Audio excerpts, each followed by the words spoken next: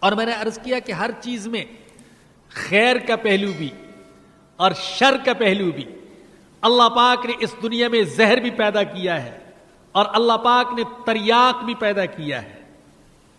آپ جانتے ہیں حضور اکرم صلی اللہ علیہ وسلم نے فرمایا کہ اگر مکھی کھانے کے اندر یا پینے کی چیز کے اندر گر جائے تو اس کو اچھی طریقے سے ڈبو کر نکال دیا کرو۔ کیوں؟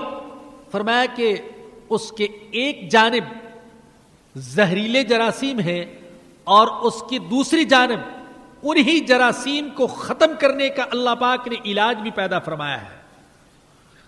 اس میں بیماری پیدا کرنے والے جراثیم بھی ہیں اور بیماری کو ختم کرنے والے بھی جراثیم ہیں۔ اللہ نے اسی میں بیماری پیدا کی ہے اور اسی میں علاج بھی پیدا کیا ہے۔ جہاں شر ہے وہاں اللہ پاک